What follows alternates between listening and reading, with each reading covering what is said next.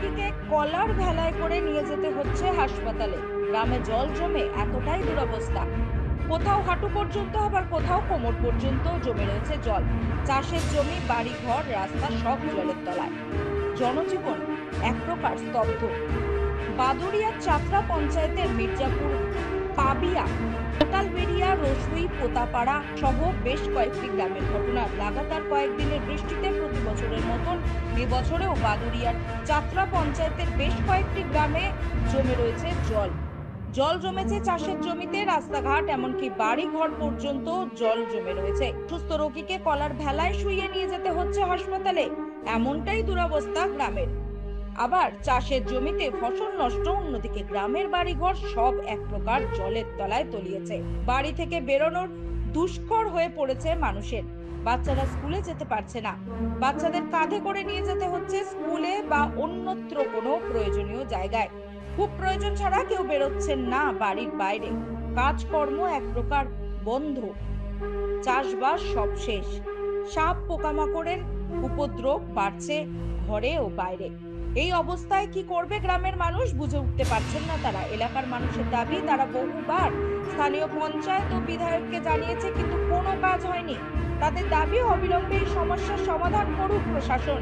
যদিও চাপড়া পঞ্চায়েতের প্রধান আসলাম উদ্দিন বলেন, ইছামতি, যমুনা ও পদ্মা খালে পলি পড়ে জল ধারণের ক্ষমতা কমে যাওয়ায় এই সমস্যার সৃষ্টি হয়েছে।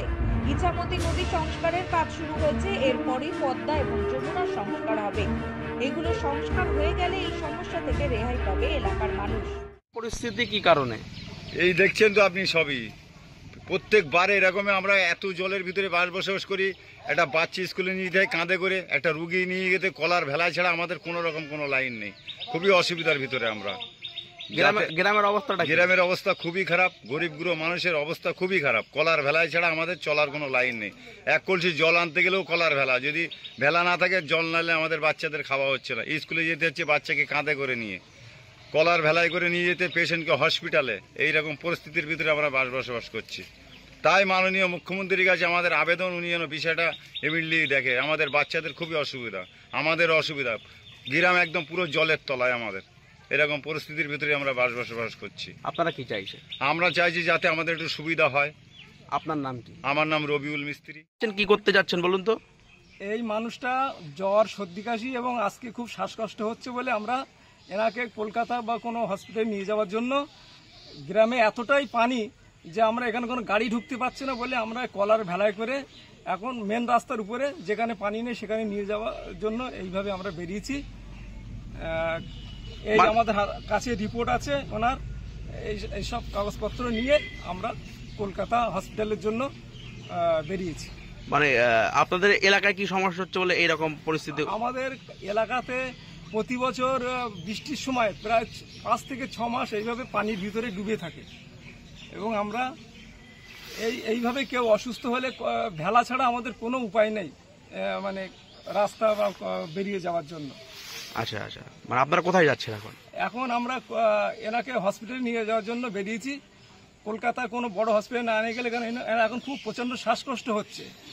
এখন এই অবস্থাতে আমাদের যত তাড়াতাড়ি পারি আমরা একে হসপিটালে না নিয়ে গেলে হয়তো এনার অসুবিধা হয়ে যেতে পারে। আচ্ছা, আপনার গ্রাম পঞ্চায়েতের সলুয়া এলাকায় দেখা যাচ্ছে এলাকায় ব্যাপক পরিমাণে জল জমে গেছে, তাদের জনজীবন একেবারে ব্যাহত।